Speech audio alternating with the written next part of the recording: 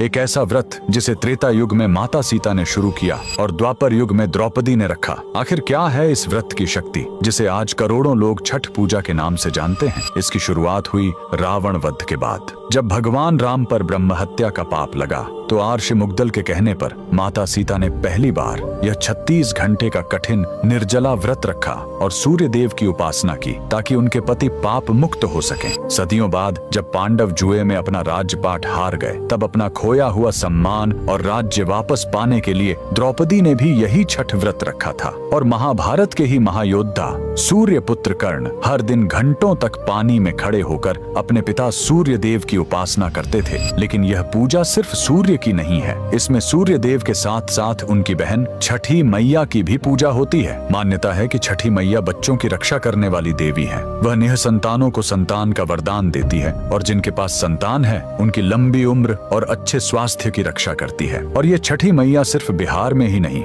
बल्कि पूरे भारत में पूजी जाती है। बंगाल में उन्हें माँ षष्ठी कहते हैं तो दक्षिण भारत में वह भगवान कार्तिकेय की पत्नी देवसेना के रूप में पूजी जाती है। और इस महापर्व का सबसे बड़ा साक्षी है बिहार के मुंगेर में गंगा नदी के बीचों बीच बना यह अद्भुत मंदिर।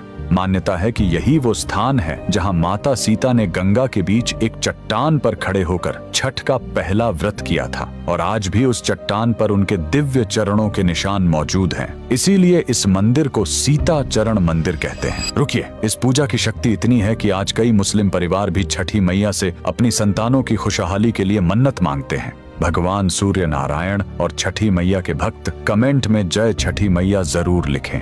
एक ऐसा व्रत जिसे त्रेता युग में माता सीता ने शुरू किया और द्वापर युग में द्रौपदी ने रखा। आखिर क्या है इस व्रत की शक्ति जिसे आज करोड़ों लोग छठ पूजा के नाम से जानते हैं? इसकी शुरुआत हुई रावण वध के बाद। जब भगवान राम पर ब्रह्म हत्या का पाप लगा तो आर्ष मुग्दल के कहने पर माता सीता ने पहली बार यह 36 घंटे का कठिन निर्जला व्रत रखा और सूर्य देव की उपासना की ताकि उनके पति पाप मुक्त हो सकें। सदियों बाद जब पांडव जुए में अपना राज्यपाट हार गए तब अपना खोया हुआ सम्मान और राज्य वापस पाने के लिए द्रौपदी ने भी यही छठ व्रत रखा था। और महाभारत के ही महायोद्धा सूर्य पुत्र कर्ण हर दिन घंटों तक पानी में खड़े होकर अपने पिता सूर्य देव की उपासना करते थे। लेकिन यह पूजा सिर्फ सूर्य की नहीं है, इसमें सूर्य देव के साथ साथ उनकी बहन छठी मैया की भी पूजा होती है। मान्यता है कि छठी मैया बच्चों की रक्षा करने वाली देवी है। वह निःसंतानों को संतान का वरदान देती है और जिनके पास संतान है उनकी लंबी उम्र और अच्छे स्वास्थ्य की रक्षा करती है। और ये छठी मैया सिर्फ बिहार में ही नहीं